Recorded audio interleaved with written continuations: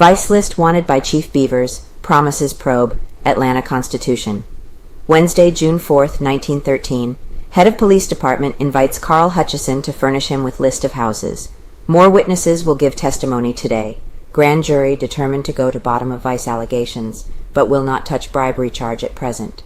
Renewed activities on the part of the police vice squad have come with the taking up vice probe by the grand jury, which was started yesterday morning, when a number of principals in the Felder-Beavers controversy were summoned to tell what they know of alleged operation of vicious houses and hotels in Atlanta.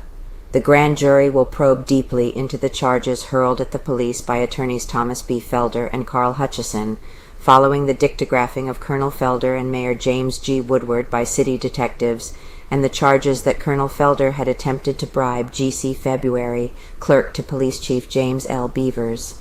This was made apparent Tuesday by orders issued for the summoning of additional witnesses for the hearing today. It was charged by attorneys Felder and Hutcheson that numbers of vicious houses were in operation, and that the police were either unaware of them and were incompetent, or that the police were in league with the proprietors. Beavers asks for list. If Mr. Hutcheson will give me a list of houses where he has proof that illegal practices are carried on, I will arrest the persons responsible, declared Chief Beavers. We have been making every effort to apprehend such places, and would be glad to have evidence given by anyone. At present there are 22 men on the vice squad, and they go on duty each evening with instructions to arrest proprietors or inmates of any houses or hotels where they can find proof of immoral practices. Already several arrests have been made in raids. Gives list of houses. When summoned before the grand jury, Attorney Hutcheson produced a list of 30 houses and hotels, of which he has personal knowledge, according to his statement. Attorney Hutcheson remained before the body for nearly an hour, and before leaving gave the foreman, L.H. Beck, a list of witnesses to be summoned to back up his allegations. I have certainly handed them the dope on this thing, and now it's up to the grand jury to act, he smilingly remarked as he left the jury room. Colonel Felder, Mayor James G. Woodward, Police Chief James L. Beavers, and Charlie Jones were others who appeared in secret conference with the grand jury. As announced by the foreman at the adjournment of the first day's session, the grand jury has resolved itself into a committee of the whole to find out the truth of the charges hurled as a result of the Beavers-Felder feud. It is believed that the number of witnesses called for Wednesday's session will make it necessary for the grand jury to continue for at least another day, and probably longer, before making a finding. What will jury do?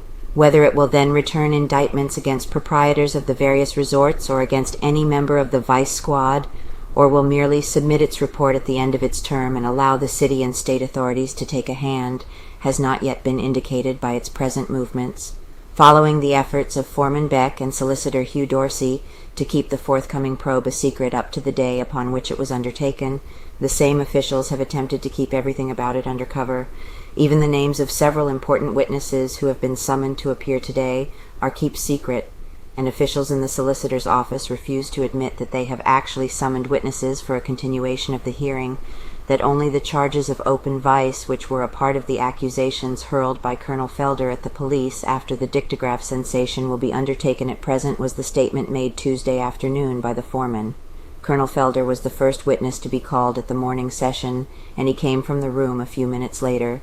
He refused to talk of his testimony except to declare that he had carried out what he had declared publicity he would do, and that he had given the jury enough facts to return indictments.